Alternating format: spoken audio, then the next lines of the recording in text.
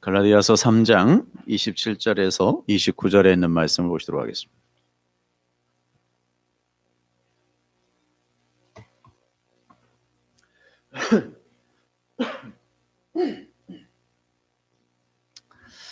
누구든지 그리스도와 합하기 위하여 세례를 받은 자는 그리스도로 옷 입었느니라. 너희는 유대인이나 헬라인이나 종이나 자유인이나 남자나 여자나 다 그리스도 예수 안에서 하나니라.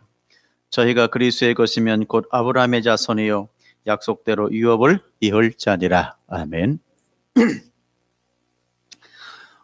세례라고 하는 것이 그리스도 옷 입음이라고 하는 제목으로 하나님의 말씀을 나누가도록 하겠습니다. 여기 계신 분들은 대부분 세례를 다 받으신 것 같습니다. 여러분 세례를 받게 되어질 때 우리가 어떤 세례를 받았죠? 대부분 장로교인들은 약식 세례를 받게 되고 침례교도들 또 펜타코스탈 오순절 운동하는 사람들은 물세례 침례를 받은 걸로 그렇게 알고 있습니다. 여러분 전통적인 세례는 침례가 맞습니다. 그런데 그러면 뭐 약식 세례는 세례 아니냐 이러시면 곤란할까 싶으니까 그런 의미는 아니고요. 사실은 우리가 침례를 받든 약식 세례를 받든 그게 중요한 게 아니고 성령으로 세례를 받았느냐가 제일 중요해요. 이해가 되시죠? 여러분 침례 안 받고 세례 안 받고 돌아가신 분들 중에 여러분 천국 간 사람들이 계실까요? 안 계실까요? 당연히 계시죠. 그렇기 때문에 물세례를 받았느냐 약식 세례를 받았느냐 라고 하는 의미들은 별로 중요하지 않다. 가장 중요한 것은 성령으로 세례를 받았느냐라는 것이 가장 중요하다라는 거 여러분이 꼭 인지해 주셨으면 좋을 것 같고요. 우리가 이렇게 이제 침례를 받게 되어지면 보시는 바처럼 우리의 몸이 다 물속에 잠기죠. 그래서 물속에 잠기는 것을 침례라고 이야기를 해요. 그래서 물로 들어가면 물에 온통 온몸이 젖게 되어지고 물로 감싸이게 되죠. 마찬가지로 그리스도에게로 세례를 받은 자들은 다 그리스도로 감싸이게 되는 것이며 그것을 그리스도로 옷 입는 것이라고 부릅니다. 이해가 되시겠어요? 그리스도인들은 물로 세례를 받는 것이 아니라 그리스도에게로서 세례를 받는 거거든요. 물세례는 종교적 의식입니다만은 진짜 중요한 것은 그리스도로 세례를 받는 것이 중요하다. 예. 그래서 그러므로 우리는 그리스도로 다 젖게 되어지고 그리스도로 감싸이게 되어진다라는 뜻이고 그것을 뭐라 그러냐면 그리스도로 옷 입었다라고 부르는 것입니다. 이렇게 세례라고 하는 것은 그리스도로 옷 입는 것을 가리키는 거라 그랬죠. 그런데 갈라디아 그리스도인들은 예수 그리스도를 믿음으로 세례를 받았어요. 즉 그리스도로 덮임을 받게 되었는데 갈라디아 그리스도인들이 비록 지금 율법을 다시 지키려고 하지만 이미 그들은 그리스도로 세례를 받았어요. 그러므로 그들은 이미 그리스도로 옷 입은 것이고 즉 그리스도로 가득 차 있는 거예요. 뭐 보기에는 안 그렇지만 무슨 얘기인지 아시겠죠? 보기에는 안 그래. 그런데 이미 우리가 세례를 받는 순간 그리스도로 덮임을 받은 거거든요. 그리스도로 가득 차 있는 상태가 된 거예요. 그리스도로 옷 입은 갈라디아 그리스도인들은 이제는 율법과는 상관이 없죠. 갈라디아 그리스도인들이 예수 믿을 때에 예수 그리스도로 세례를 받았으므로 여러분 세례받아 그리스도로 옷 입었으니 율법과는 아무런 상관이 없는 자가 된 거죠. 세례받은 우리에게도 그리스도가 이제는 모든 것이 되었습니다. 아멘. 나와 여러분들이 이제 그리스도가 우리의 모든 것이 되었습니다. 아멘. 꼭 그렇지는 않지만, 표면적으로 나타나는 것은 않지만, 그래서 하나님의 나라에서 우리 하나님이 우리를 그렇게 이제는 그리스도가 모든 것이 되었으니 나와 여러분들을 온전한 자로 쳐주시는 것이다. 아멘. 그게 여러분 그리스도로 옷 입는 거라고 이야기를 해요. 여러분 29절에 보게 되어지면, 죄송합니다, 27절에 보게 되어지면 누구든지 그리스도와 합하기 위하여 세례를 받은 자는 그리스도로 옷 입었다라고 되어져 있죠. 여기 등장하는 그리스도 옷이라고 하는 것은 요한계시록에 등장하는 세마포 옷이거든요. 세마포 옷인데 이 옷은 누구를 의미하냐면 그리스도를 의미해요. 누구를 의미한다고요? 그리스도를 의미해요. 이렇게 세마포는 누구를 의미한다? 그리스도를 의미한다. 그러니까 우리가 이제 세마포를 입고 있잖아요.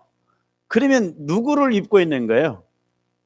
그리스도를 입고 있는 거죠. 그리스도를 이렇게. 그래서 제가 우리는 이제 그리스도로 가득 차 있다라고 하는 표현을 쓴 거예요. 우리는 그리스도로 옷 입고 그리스도인이 된 거죠. 그 모든 것이 하나님의 은혜예요.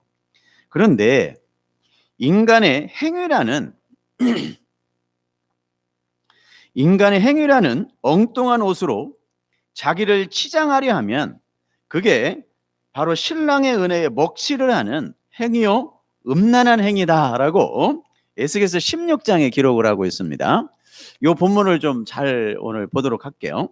자, 에스겔서 16장 한번 보고 가겠습니다.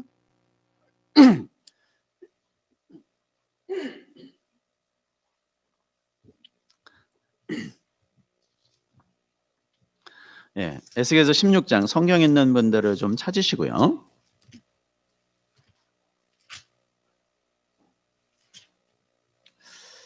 15절.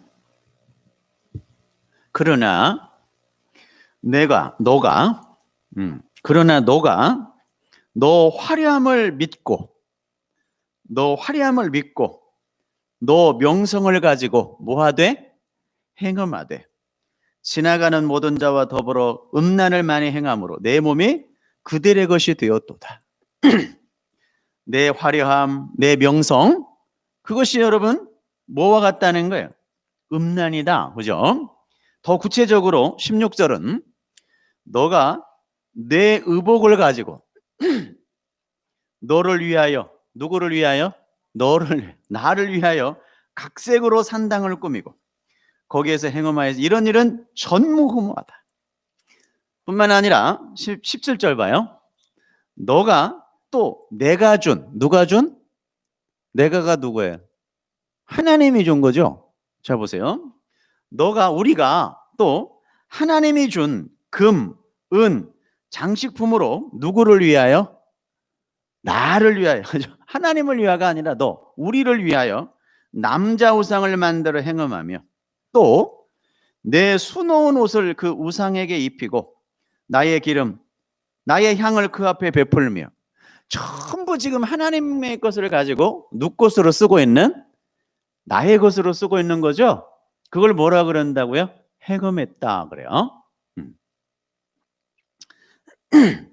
또 내가 내게 주어 먹게 한 내 음식물 곧 고운 밀가루와 기름과 꿀을 내가 그 앞에 베풀어 향기를 삼았나니 과연 그렇게 하였느니라. 주 여호와의 말씀이니라. 또 너가 나를 위하여 낳은 내 자녀를 그들에게 데리고 가서, 여러분 자녀도 원래는 누구를 위해서 낳은 거예요? 하나님을 위해서 낳는데 그 자녀들을 내 거라고 그리로 데리고 가서 드디어 제물로 삼아 불살랐느니라. 너가 내 음행을 작은 일로 여겨서 나의 자녀들을 죽여 우상에게 넘겨 불 가운데로 지나가게 하였다. 그러니까 여러분 자녀도 누구를 위해서 쓰는 거예요? 나를 위해서. 그죠? 여러분 죄송합니다만은 우리들의 자녀는요, 우리를 통로 삼아서, 엄마 아빠라고 하는 통로 삼아서 이 땅에 보냄을 받은 우리들은 하나님의 뭐에 불과하다? 도구에 불과해요. 그죠? 우리는 하나님의 나라에서 누가 보낸 거예요? 하나님이 보낸 거예요. 맞죠? 누구를 통해서? 엄마 아빠를 통해서. 그러니까 엄마 아빠는 엄밀히 말하게 되어지면 도구예요. 맞죠? 우리를 이 땅에 보내를 만들기 위한 하나의 도구로 엄마 아빠를 사용한 거예요. 그런데 그 엄마 아빠가, 그죠? 나를 자기 마음대로 해버리면 무슨 얘기인지 아시겠죠? 그게 뭐다? 우상이고 음란한 행위다라는 뜻인 거예요. 계속 볼게요. 나의 자녀들을 죽여 우상에게 넘겨 불 가운데로 지나가게 하였느니라. 너가 어렸을 때 벌거벗은 몸이었으며 피투성이가 되어서 발짓을 하던 것을 기억지 아니하고. 자 보세요. 너가 어려서 벌거벗은 몸이었죠. 우리가 벌거벗은 몸으로 이 땅에 왔으니까, 그죠? 피투성이로 왔죠. 우리가 되어서 발짓하던 것을 기억지 아니하고. 태어나면 애들이 발짓하잖아요. 응? 아니하고 너가 모든 가정한 일과 음란을 행하였다. 그러니까 우리들은 어떤 존재라는 거예요? 피덩이라는 거예요. 피덩이. 맞죠? 그런 존재라는 거예요. 근데 이제 우리가 세월이 가서 이제 좀 성장을 하고 좀 힘도 생기고 세상적인 지혜도 생기고 지식도 생기니까 어때요? 이제는 내 맘대로 하려고 하는 것들이 많이 발생하죠? 에? 그런 것 같아요. 주 여호와의 말씀이니라. 너는 화 있을진저 너가 모든 악을 행한 후에 너를 위하여 누각을 건축하며 모든 거리에 높은 데를 쌓았도다. 너가 높은 데를 모든 길 어귀에 쌓고 내 아름다움을 가증하게 여겨 모든 지나가는 자에게 다리를 벌려 심히 음행하고 하체가 큰 내 이웃나라 애굽 사람과도 음행하되 심히 음란하여 내 진노를 샀도다. 맞나요? 여러분, 이건 신랑이신 하나님께서 신부인 이스라엘의 모습을 그대로 평가하고 있는 거거든요. 이스라엘은 열심히 율법을 지키고 제사를 지내며 행위의 옷을 차려 입었는데 신랑이신 하나님은 그 신부의 옷을 벌거벗은 것과 방불하게 표현하고 있죠. 그리고 그러한 행위가 바로 행음한 것이고 행음이라고 분명하게 말씀을 하세요. 하나님의 신부는 누구의 옷을 입어야 되는데? 그리스도의 흰옷, 의의 옷을 입고 있어야 되는데 붉은 적신 푸트성이로 발짓이나 하고 있다라는 뜻인 거예요. 그런데 흰옷을 입고 있다고 하는 이들이 여전히 어디로 가자고? 건너가자고 하면서 열심히 인생의 노를 젓고 있는데 그곳이 어디냐? 여러분, 애굽이라고 하는 곳이에요. 여러분, 이스라엘 백성들이 이미 건너왔죠. 어디를 건너왔어요? 홍해를 건너왔거든요. 홍해를 건너왔는데 다시 노를 저어가지고 홍해를 다시 역행을 해서 애굽으로 가자는 이야기예요. 이게 그게 건너가자라는 인생의 의미인데 저들이 자꾸만 여러분, 우리 인생의 의미를 거기다 두지 않고 여러분, 애굽에 있었던 것을 추억하는 어리석은 모습을 우리에게 보여주고 있는 거예요. 여러분, 이스라엘이 광야에서 고기를 추억하던 일 생각나죠? 만나만 먹으니까 고기가 먹고 싶은 거예요. 우리도 그렇잖아요. 우리도 여러분 다 만남만 주면 이제 고기가 먹고 싶어. 그 옛날에 제가 지금 생각해 보면 진짜 맛이 없었던 것 같은데 그때 그 고기가 참 맛이 있게 것처럼 기억에 머물러 있거든요. 시골에 여러분들은 이제 아실 분들은 아시지만 젊은 세대들은 잘 모르겠는데 시골에서 이제 돼지를 잡아요. 혹시 모르시죠? 돼지를 잡으면은 사실 좋은 것들은 다 논아 가지고는 나머지 비계 막 이렇게 종종 썰어 놓고 저 겨울에 김장김 썰어 놓고 그냥 한 그릇 주면 그게 그렇게 맛있어요. 지금 누가 그렇게 좀 안 먹을 거야 아마. 근데 내가 짜더니 그렇게 쓰면 맛있어. 근데 그게 이제 이스라엘 백성들이 여러분 애굽에서 줬던 고기가 생각나니까 아 우리 고기를 좀 먹게 해라요. 이제 뭐 썽을 내요. 그런데 한번 잘 볼게요. 민수기 11장 보면요. 한번 볼게요. 한번 볼게요. 이 모든 백성에게서 시작.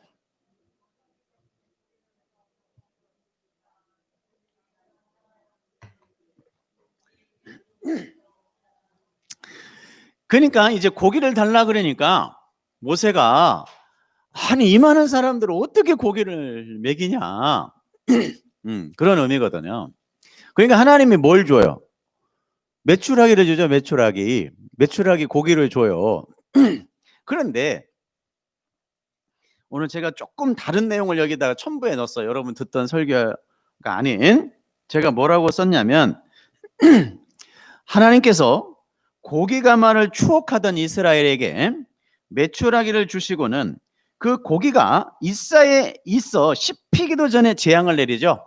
그죠? 그건 만나까지 줬는데 또 고기를 달라고 하니까 화를 내신 것이 아니라 여기 중요합니다.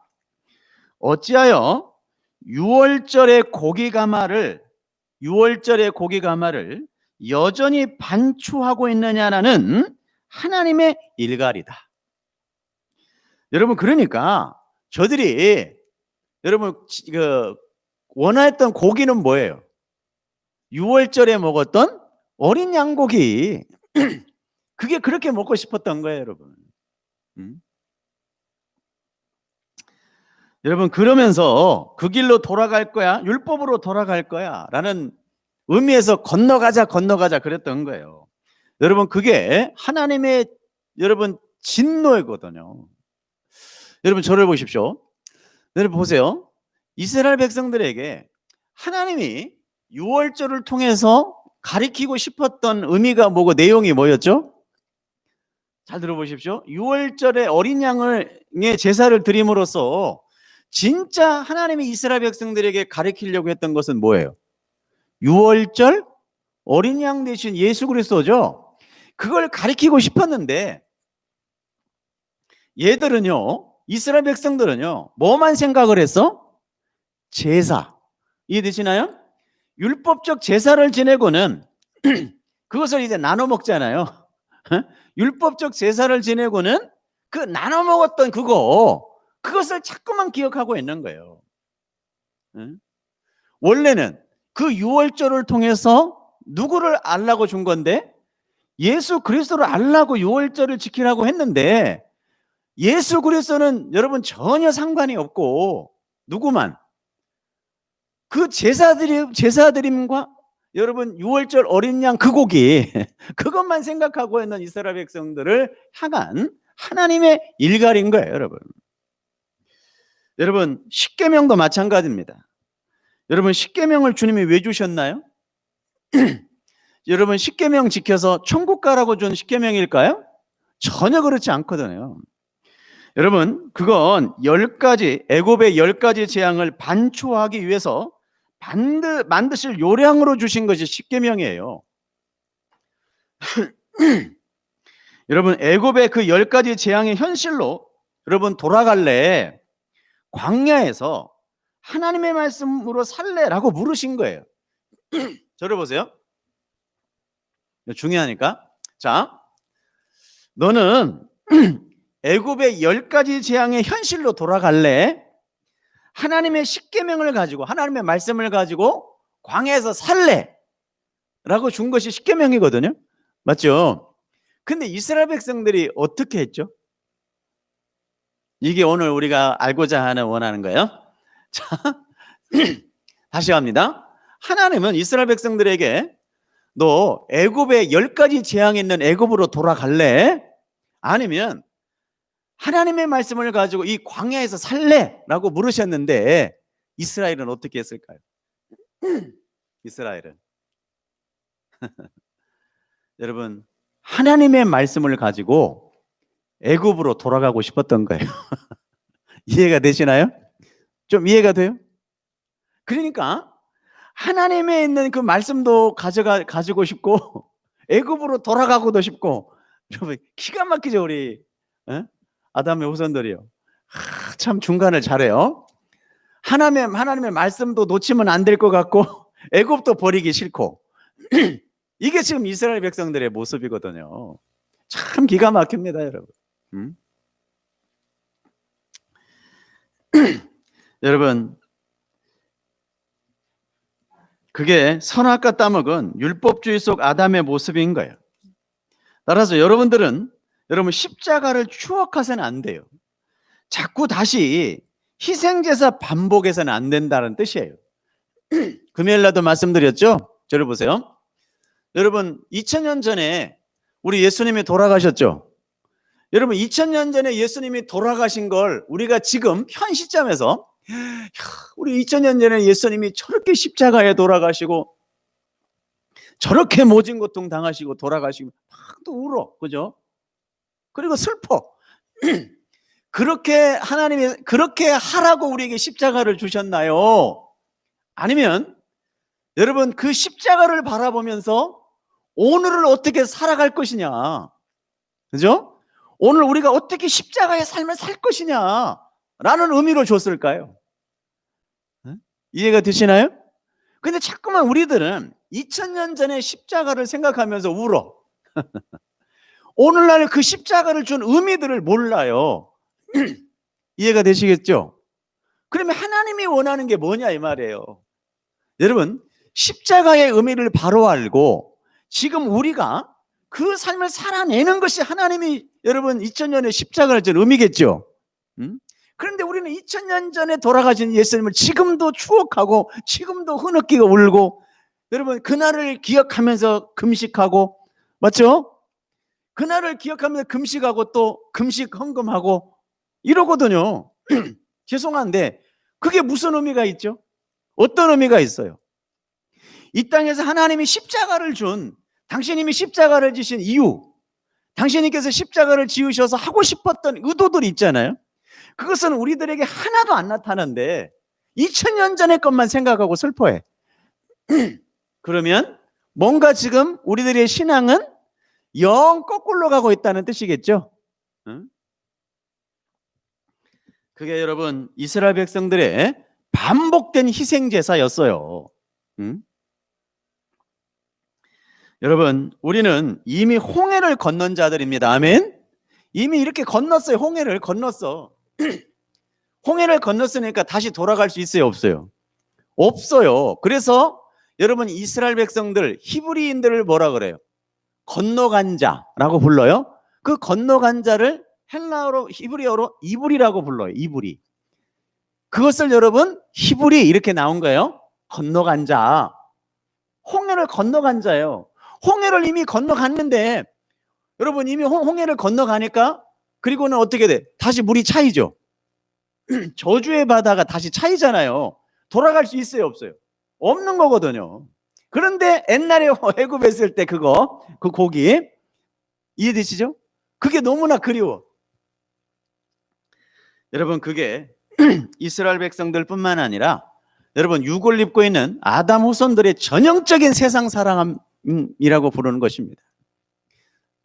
그래서 이렇게 이불이 건너간 자라는 뜻이다. 그렇죠?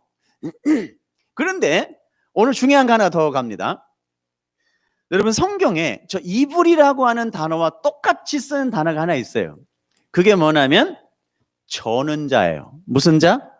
저는 자. 여러분 저는 자 하면 생각나는 인물이 하나 있죠?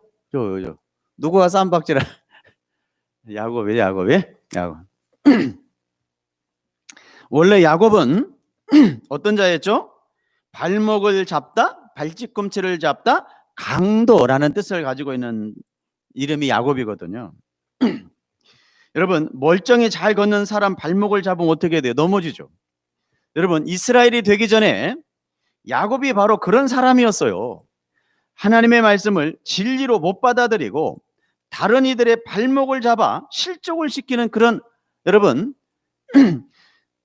그런 악한 말이었습니다. 여러분 그게 야곱이에요. 그래서 야곱이란 놈이 자기만 살겠다고 어때요? 약복강가를 건너가지 않고 누구만 보내요? 좀 자기한테 덜 소중하다고 생각하는 것부터 차례로 보내죠.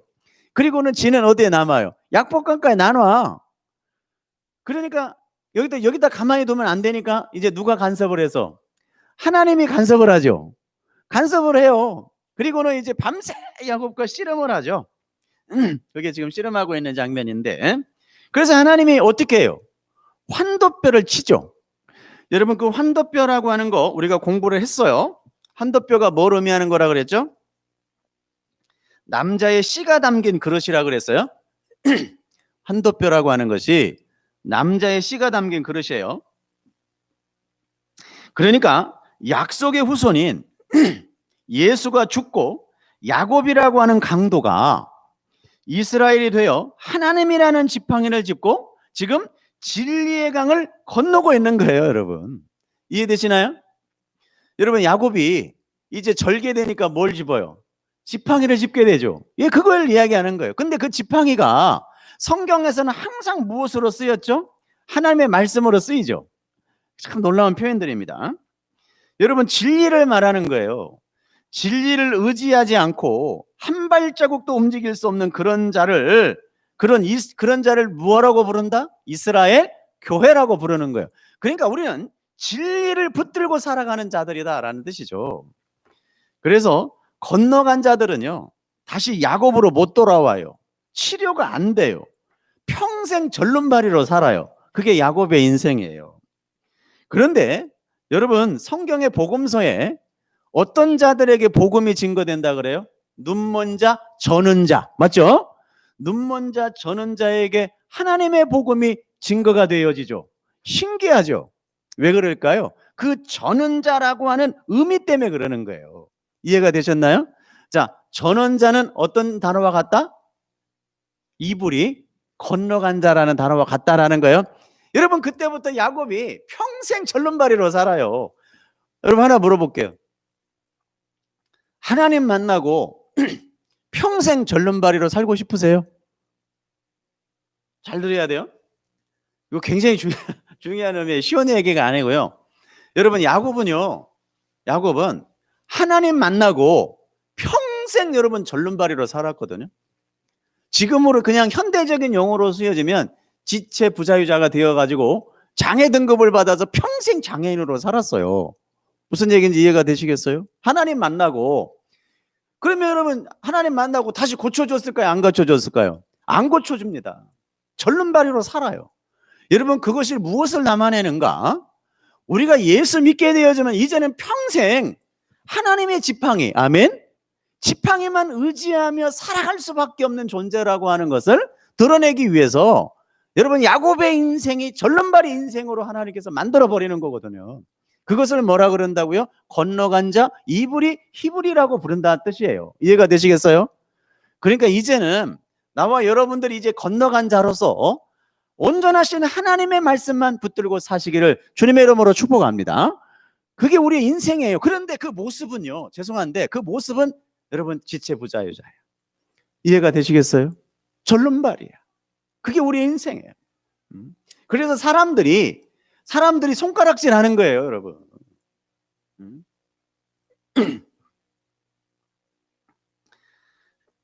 그런데 그렇게 이미 건너간 자들이 건너가자 하고 있으면 어디로 건너가는 꼴이 될까요?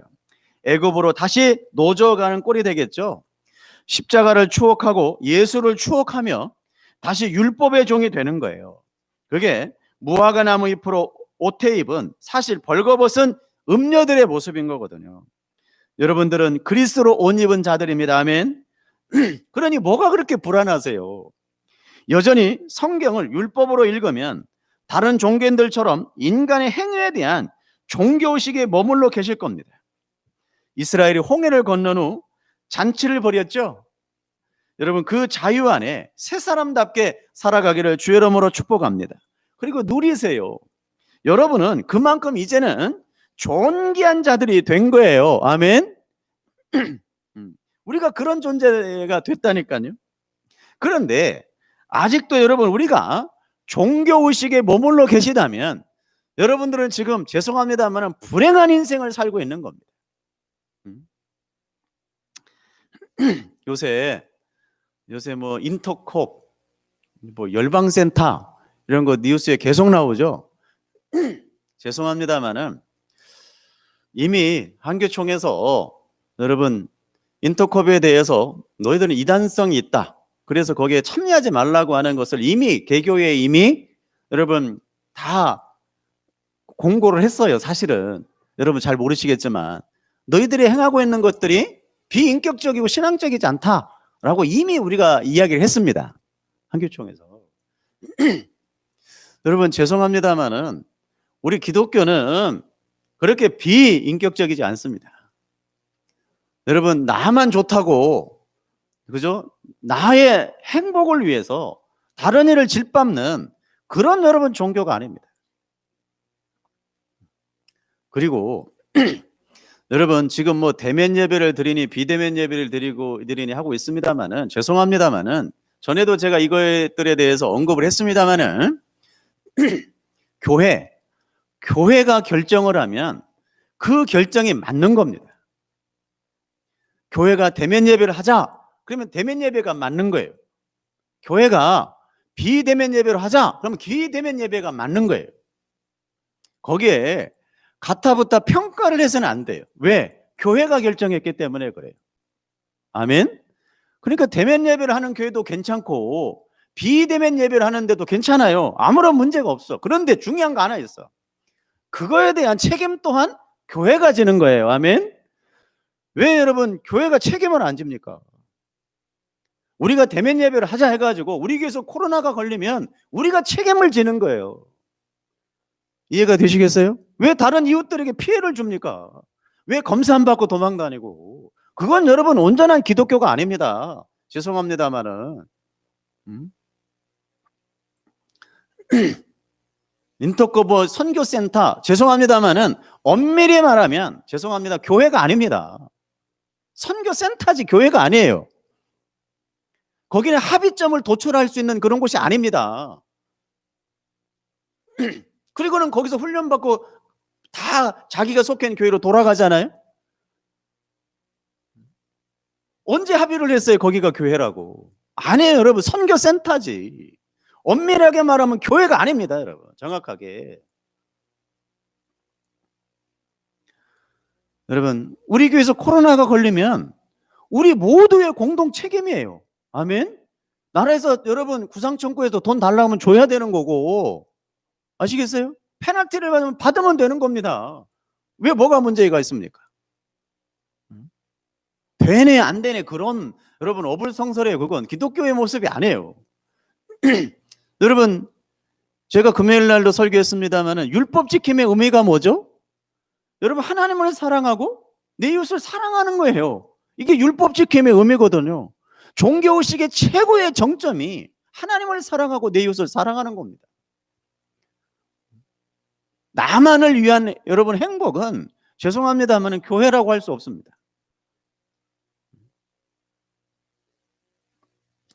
사랑하는 여러분, 이제는 우리는 이미 건너간 자입니다. 아멘.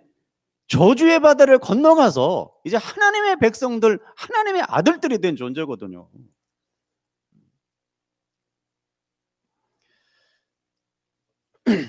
여러분 갈라디아 3장 28절에 이렇게 건너간 자들이 이렇게 기록하고 있는데, 너희는 시작, 너희는 유대인이나 헬라인이나 종이나 자유인이나 남자나 여자나 다 그리스도 예수 안에서 하나니라. 아멘. 여러분 그리스도에게 세례를 받아 그리스도의 옷을 입으면 사람들 간에 아무런 차별이 없어져요. 교회도 똑같아요. 여러분 차별이 어디가 있어? 여러분 목사라고 하는 직임, 장로라고 하는 직임, 권사라고 하는 직임, 집사라고 하는 직임, 하나님의 거룩한 나라, 여러분 교인들을 섬기기 위해서 허락된 일시적인 여러분 직분에 불과합니다. 아멘. 일시적인 직분에 불과, 일시적인 여러분 질서를 세우기 위해서. 하나님의 나라에 가면 그런 거 없다 그랬죠 제가. 그렇기 때문에 교회 안에서도 여러분 차별이 있을 수가 없다. 여러분 남자, 여자, 뭐 종, 헬라인, 히브리인 그게 무슨 문제가 있습니까? 우리는 그리스도 안에서 이미 하나님의 아드님들이 되신 거예요. 아멘. 그건 엄청난 특권입니다. 당신님의 아들을 십자가에 죽으심으로 말미암아 나와 여러분들을 그런 존재로 만드셨어요. 누가 감히 여러분들을 평가하며 여러분들에게 정죄의 칼날을 누가 보낼 것입니까? 그럼 아무도 할 수 없는 거거든요. 보십시오. 유대인, 헬라인, 자유인, 종, 남자, 여자 여러분 다 그리스도 안에서 하나거든요. 동일하다라는 거예요. 그리스도로 온 예본 자들은 모두가 동등하다라는 것입니다.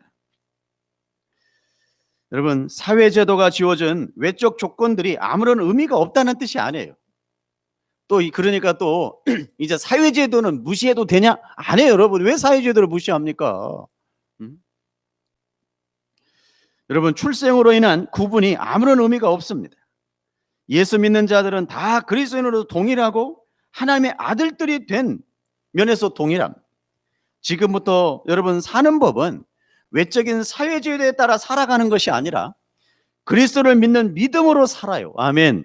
하나님의 나라의 시민으로 삽시다. 더 이상 헬라 로마 사회 외적 규제 아래 매이는 것이 아닙니다. 제가 이렇게 설교하면 또 그럼 이제 우리는 사회제도 안 지키도 되냐 그럴까 봐. 아니에요. 잘 지키시기 바랍니다. 뭐 때문에? 그리스도의 덕을 위해서. 아멘. 그리스도의 덕을 위해서 더 잘 지키시기 바랍니다. 왜 안 지킵니까? 흔히들 여러분 지금도 그런다 그러대요. 새벽 예배 가시다가 여러분 신호위반 해가지고 교통사고 나서 돌아가신 분들이 지금도 꽤 있답니다. 통계에 보면 꽤 있대요. 권사님, 특히 권사님들, 열심파 권사님들. 죄송한데 여러분 그건 순교가 아니에요. 신호등을 위반해서 불법을 저질러서 돌아가신 거예요. 지옥을 가네 이런 의미가 아니라 또 오해하실까 봐. 괜히 새벽기도 나왔다 순교했대. 아니 언제 순교했는데. 그런 좀 되지도 않는 여러분 비인격적인 신앙생활 하시면 안 돼요. 새벽일수록 여러분 차가 더 위험하게 달리기 때문에 더 신호등을 잘 지켜야죠. 맞죠? 새벽기도 좀 늦으면 어때요? 제가 여러분 예배 시간 늦게 온다고 뭐라 그러던가요? 제가 왜 뭐라 안 한 줄 아세요? 혹시나 아세요? 알고는 계셔야지. 저희 교회는 오시는 분들이 거리가 멀어요. 그러니까 교통 편의가 어떻게 되는지 사실 몰라요. 차라고 하는 게 교통수단이라는 것이 정시간에 못 데려주는 경우가 되게 많잖아요. 그러니까 여러분 일체 이야기를 안 하는 거거든요. 괜찮아요 여러분. 하물며 여러분 새벽기도 늦을 수 있죠. 그 체면이 있죠. 아니 체면 있는 것보다 여러분 교통사고 돌아가시는 것이 더 안 좋지. 여기 얼마 전에 여기 우리 동네 신남교회라고 하는 그 권사님이 그러다가 돌아가셨대요. 여기 방화 초등학교 옆에 신남교회라고 있는데 그 목사님 그 권사님이 그 새벽기도 갔다 오다가 이 건널목을 조금 이렇게 지나쳐서 내려줬는데 차가 없으니까 휙 지나가다가 그냥 부딪혀 돌아가셨다니까요. 여러분 그런 여러분 일을 하시면 안 돼요. 끝으로 갈라디아 3장 우리 29절 한번 읽고 마칠 건데요. 이것만 좀 설명해 드리고 마치겠습니다.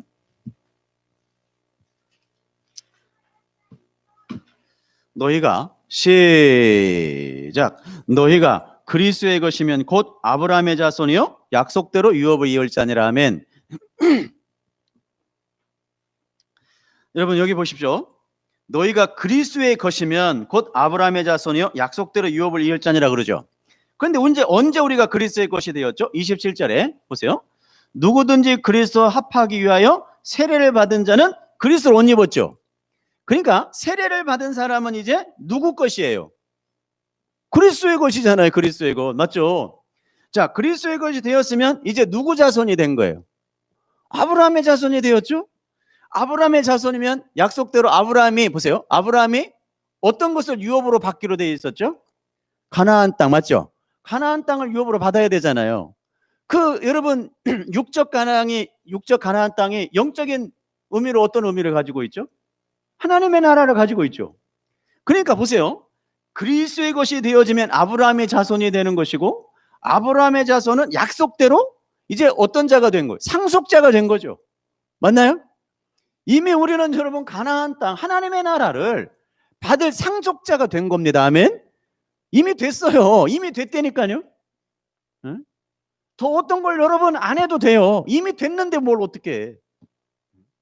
거기에 여러분 율법주의자들, 유대주의적 율법주의자들이 율법을 지켜야 된다 또 이런 되지도 않는 소리를 해댔던 거예요. 여러분 갈라디아 교회에게. 안 해요. 이미 우리는 예수 그리스도로 말미암아 세리를 받으신 분들은 이미 아브라함의 자손이 되었고, 아브라함의 자손들은 이미 하나님의 나라를 유업으로 받은 상속자가 되었다. 아멘. 끝. 이게 여러분 진리입니다. 그런데 중요한 게 하나가 있어요. 여러분 아브라함이 어떤 믿음을 가지고 살았나요? 그게 중요하죠. 오늘 그거 하고 이제 마칠 건데, 아브라함은 어떤 믿음으로 살았나요? 어떤 믿음을 가졌나요? 아브라함이 소유한 믿음은 어떤 믿음이죠? 네, 이제 원고를 잠시 볼게요. 그러나 여기 보세요. 그러나 이제 이방인들이 예수 그리스도를 믿음으로 그의 소유가 되었습니다. 믿음으로 그리스도의 것이 되었으니 아브라함의 자손이 된 거다. 여기 나옵니다. 잘 보십시오. 아브라함이 믿은 믿음은 맞죠? 아브라함이 믿은 믿음은 그 후손으로 오는 구세주 그리스도를 믿는 믿음이었습니다. 맞죠? 그러니까 아브라함은요 철저하게 그의 후손으로 오실 메시아를 믿었던 거죠. 맞나요? 여러분 가나안 땅을 주겠다고 하는 그 믿음으로 산 게 아니에요. 우리 잘 들으셔야 돼요. 1차적으로는요 아브라함은 가나안 땅을 내게 줄 거야 그 믿음으로 산 게 아니라니까요. 그런데 전부 다 우리가 창세기를 오해하면서 그렇게 해석을 해버려요. 아니라니까요. 아브라함은 그의 후손으로 오실 메시아를 믿는 믿음으로 살았어요. 아멘. 그 메시아를 믿는 믿음을 가지고 있는 사람에게 당연히 주어지는 것이 뭐예요? 약속이에요. 약속. 유업으로 약속받는 거 이해가 되시겠죠? 그러니까 여러분 아브라함이 가나안 땅을 내게 줄 거야 이렇게 안 믿어도 돼요. 왜 그래요? 여러분 오실 메시아를 믿는 사람에게 자동적으로 주어지는 것이기 때문에 그래요. 이해가 되시겠어요? 응? 우리도 똑같다니까요. 난 천국 갈 수 있는 믿음이 있어. 아니에요. 그거 여러분 그거 예수 그리스도를 믿는 사람은 이미 천국을 유업으로 줬다. 아멘. 이해가 되시겠어요? 그러면 우리는 어떤 믿음 가지고 살아야 돼요? 아브라함은 그의 후손으로 말미암아 오실 메시아를 믿고 구원받았잖아요. 우리는 그의 후손으로 오신 예수 그리스도를 믿음으로 말미암아 구원받은 거거든요. 아멘. 그러니까 우리는 당연히 천국을 유업으로 받죠. 왜? 우리는 여러분 아브라함은 보이지도 않았는데 믿었어. 그죠? 근데 혹여 우리도 안 보고 믿긴 했다. 그죠? 우리도 안 보고 믿어. 2000년 전에 오신 예수 안 보고 믿잖아요. 여러분 바로 그게 신앙이라고 부르는 것입니다. 그 나머지들은요 지엽적인 것들이에요. 난 천국을 갈 수 있을까? 아니요. 여러분 하나님이 이미 나를 아들이라고 삼았는데 무슨 천국 가고 안 가고가 그렇게 중요합니까? 이미 천국인데. 여러분 그러므로 이방인들이 아브라함의 씨가 되었죠. 그리스도를 믿는 것이 아브라함의 자손이 되는 길이었기 때문입니다. 아브라함이 믿음으로 약속을 받아 상속자가 되었습니다. 그리스도를 믿는 자들 또한 약속을 따라 상속자, 나와 여러분 상속자가 되었죠. 아브라함이 믿음으로 상속자가 되었으면 그의 발자취를 따라 믿는 자들이 다 상속자가 됩니다. 여러분 믿음이 상속자가 되는 길이기 때문에 그렇습니다. 여러분 율법을 지켜 상속을 받는 것이 아니라 상속은 믿음에 의해서 약속으로 주어진 겁니다. 아멘. 아멘. 그러니 지금 여러분 천국을 가시겠다고 상속을 받으시겠다고 지금 율법 지킴에 계신다면 어서 버리시고 율법을 지켜서 복을 받겠다고 하는 생각도 어서 지워내시고 이제 우리들에게는 율법이 아닌 하나님의 아들로서 이 땅에서 누리고 살아가는 귀한 존재가 되었다는 것들을 늘 명심하면서 이제 율법이 아닌 생명의 성령의 법으로 살아가는 나와 여러분 되기를 주님의 이름으로 축복합니다. 기도하겠습니다. 사랑하는 아버지 하나님,